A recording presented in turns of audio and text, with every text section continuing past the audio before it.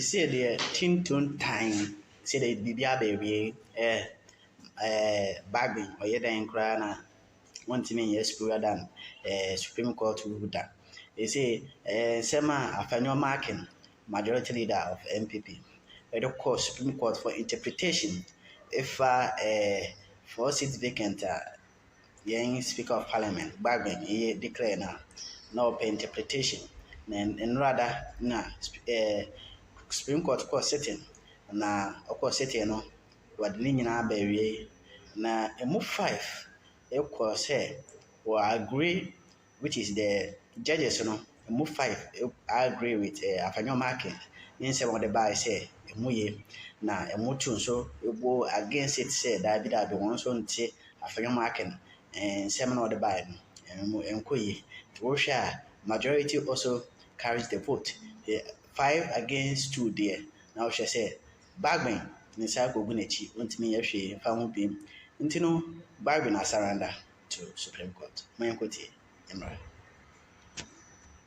NDC amanyuko no mo na moye minority, NPP amanyuko no na ye still majority na afei die eno ano na yenko hwe de ekọ so e court ni nso bi. Well, I think the court has spoken in very clear and emphatic terms, and of course it must be the only thing anybody has to do is to respect the constitution. That's the mark of a civilized democratic order. It leaves no room for any argument whatsoever, and the majority decision, very big majority, clear majority, 5-2. It's not as if it was a narrow majority, 3-4 or 4-3, that anyone can say, well, there's some room for kind of review or anything at all. But the point I'm making is that whenever the court speaks, it's such a clear and emphatic order. Even if it's a very narrow majority, that's the decision of the court, and that decision must be respected. And I'm saying that it results in a degeneration of our society and a destruction of our democratic order for anybody at all to refuse to comply with orders of the Supreme Court. And I think that's non-negotiable. It's something that we must all respect. I have heard some statements by certain political actors to the effect that the case ought to be withdrawn and that there ought to be negotiation and all that. I'm quite surprised because indeed, firstly, I did not hear such expression of willingness to negotiate and all, or maybe such instruction to the speaker or direction suggesting to the speaker for negotiation and all when the speaker started embarking on this act. And I think that for me it's very important that the Supreme Court ruled upon this matter because it is something that had been occurring in this country. A tendency for it to occur really was there. A tendency for it to occur again was there. It was necessary that the Supreme Court came to this clear conclusion and determination of the matter. The meaning of Article 97 plus 1 paragraphs G and H.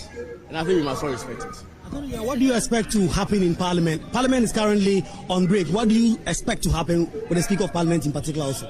I think the Speaker of Parliament himself, to start with, indicated in his address to the press last week that the case raised very serious legal issues. Those were serious legal issues and matters bordering on governance of the country.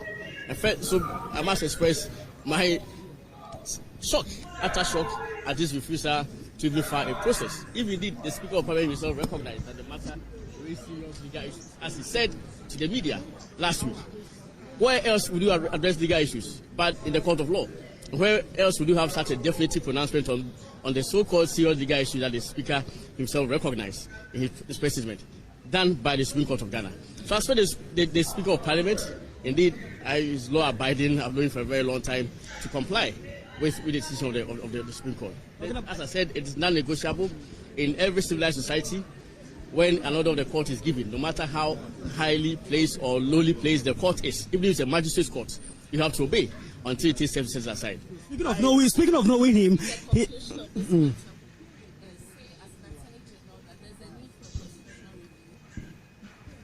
what does it relate to this? The American Constitution itself, very thin, as we all know.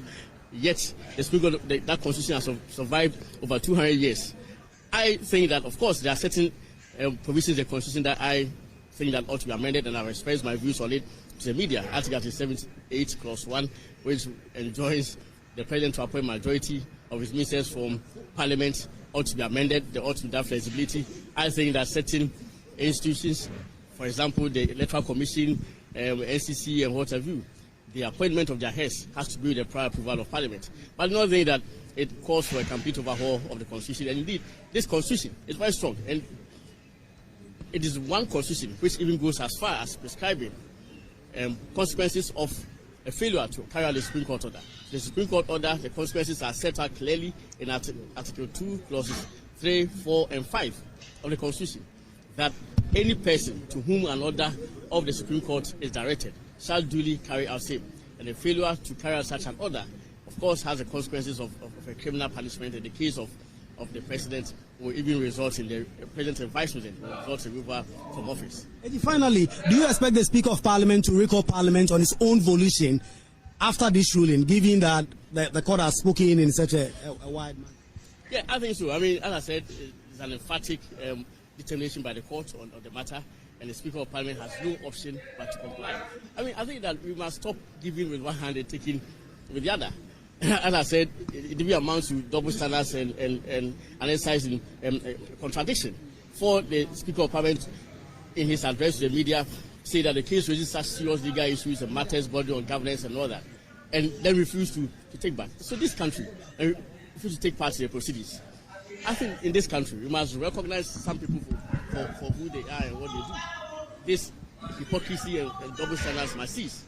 The Supreme Court is the final arbiter on all matters in the country, including an interpretation of the Constitution. Indeed, it is the only court solely sees legislation to pronounce on the meaning of relevant provisions of the Constitution. And the Constitution means what the Supreme Court says it means, and nothing more. It is the same in America, and as I said, the America, United Kingdom, and all advanced democracies, that is the order that they respect. There is no way a Supreme Court would give a decision in America or United Kingdom, and then the Prime Minister, apart from expressing his disagreement with the decision of the President of America, of course he has a freedom of expression to express his disagreement with the decision, but he has no option but to comply, and they usually comply, and that is it. Thank you very much, Attorney General. We'll get pretty shortly to the leadership of the majority in the House who are here. We'll get to the majority leader shortly. So we'll get to the majority leadership shortly. So the court has, by a 5-2 majority, affirmed the reliefs that were being sought by the majority leader, Alexander Afenyo-Markin, in his action before the court. We should remind you that the panel is CJ Tokono, Mariam Owusu, Avril Lovelace Johnson, Kwame Esidu Adibu, Amadou Tanko, Yao Dakwa Asare, and another. And so 2 persons dissenting in the presence of Avril Lovelace Johnson and Justice Amadou Tanko by way of jurisdiction. And then the 5 other judges who have been hearing these interlocutory matters have ruled that the majority leader's action in court must succeed. We will hear from him pretty shortly as the Attorney General himself wraps up his interview with the media, as we get to hear finally from the leadership of the NPP persons who are also in court. Let's get back to listening to the Attorney General. And I did not raise any issue with that back to appeal.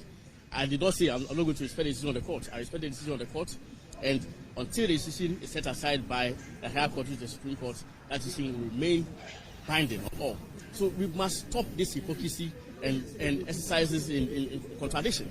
As I said, that when our reaction or attitude to court rulings depends on how palatable we deem it. We cannot react to decisions based on how palatable we deem it, and that's exactly what is happening. Thank you very much, Attorney General. We'll hear from the majority leader also, who is just descending to finally get to hear from him in terms of how this entire case has traveled so far. The leader, majority leader Alexander Afenyo-Markin, about to give us a word. Majority leader, the court 5-2 affirming all the reliefs that you are seeking. Your initial reactions to this? So, my friend from Channel, I want to know your position today. No, I'm just asking you. I want to know your position today. You accept that he's not. No, I just want us to have clarity for the purposes of education. What is your position now? I want to know. What has the court said? That what? No, yes, we are educating ourselves. You know, I want that we are educating ourselves. We are not fighting. We are educating ourselves. So I want to know from you. He doesn't want to. No. We need to get into. So what is it? I want to know. That's what. That is so. I mean, I just wanted clarity on this matter. We can only thank God, and also it's a moment for all of us to rally around the choice we made in 1992, democracy. Democracy requires decency, and that is the path the MPP majority caucus took to ensure that we do right to the law.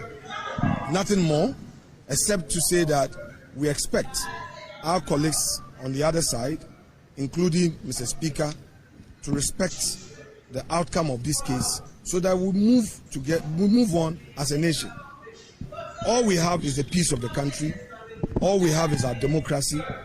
And in West Africa and in Africa as a whole, Ghana shines in the eyes of the people in terms of democracy. So this is another feat we have achieved, and we must celebrate it. It's not a matter of MPP against NDC.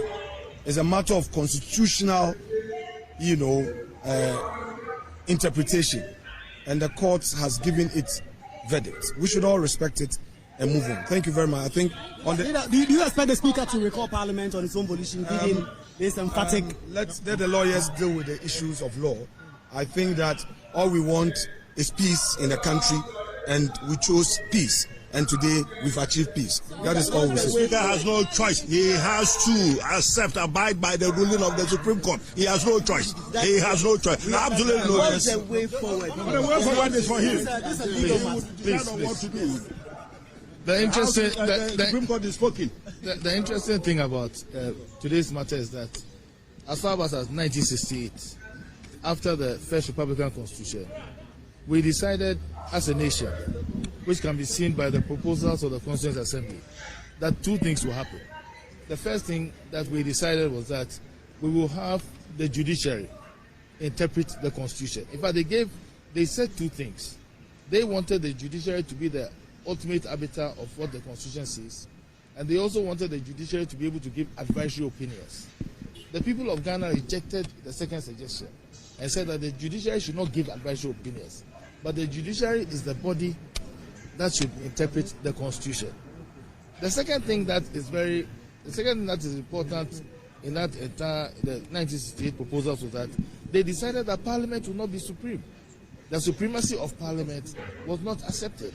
What they decided was that Parliament will be under the Constitution, and so all our constitutions since then have followed this position. In fact, the 1992 Constitution in Article 1 says that sovereignty lies in the people. That sovereignty was expressed when the people, through a referendum, voted to bring this Constitution into force. And the Constitution tells us that the supreme law of Ghana is the Constitution. Everybody